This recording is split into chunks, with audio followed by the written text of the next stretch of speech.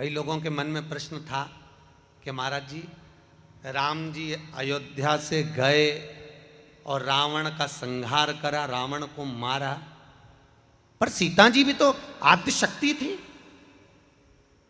सीता जी भी तो जगत जननी थी। क्या माता सीता रावण को मार नहीं सकती थी? क्या माता सीता रावण का संहार नहीं कर सकती थी? आप लोगों का क्या विचार है? सीता जी रावण को मार सकती थी कि नहीं मार सकती थी? अरे बोलो तो जम के। मार सकती थी ना।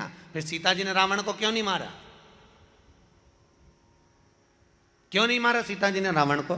नहीं तो उठा के पछीट देती वे तो, क्योंकि जगत जननी थी, जगदम्बा थी, अंबा थी, वो तो मार देती। पर नहीं, सीता जी जब विवाह कर कर आई, तब सीता जी ने आज घर में खीर बनाई और खीर बनाकर कौशल्या, केकई, सुमित्रा और दशरथ जी को परोसी। चारों बैठकर भोजन कर रहे थे, इतनी देर में हवा चल गई, बहुत तेज भाई, बहुत तेज हवा।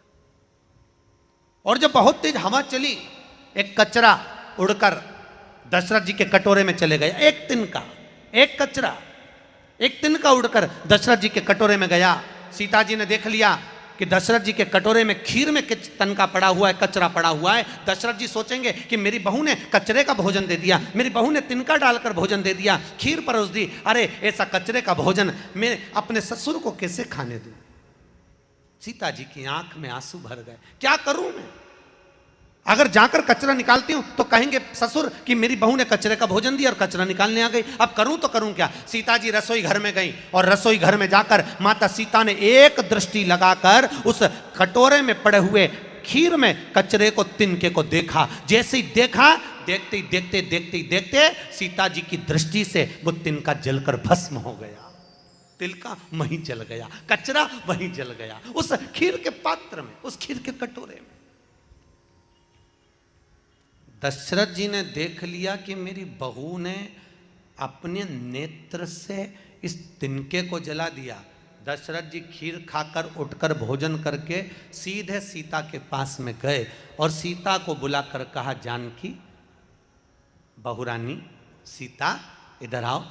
हाँ पिताजी, सुनो बहू, आज मैं तुमसे कुछ मांगना चाहता हूं। मांगो पिताजी, क्या चाहिए? बोलो, क्या दूं मैं आपको? और आप मुझे बुलाते कुछ चाहिए तो? आप क्या चाहते हो? सीता, जो मांगूंगा दे देगी? जानकी जी बोली, हाँ पिताजी, मांगो, आपको क्या चाहिए, मैं देने को तैयार हूं। बोलो तो सही कि आपको दूं तो दूं क्या? दशरथ जी कहते हैं, सीता पहले राम की सौगंध खा कि जो मांगूंगा वो दे देगी। सीता जी ने कहा, प्रभु की सौगंध खाने की जरूरत नहीं है, आप तो मांगो, आपको क्या चाहिए?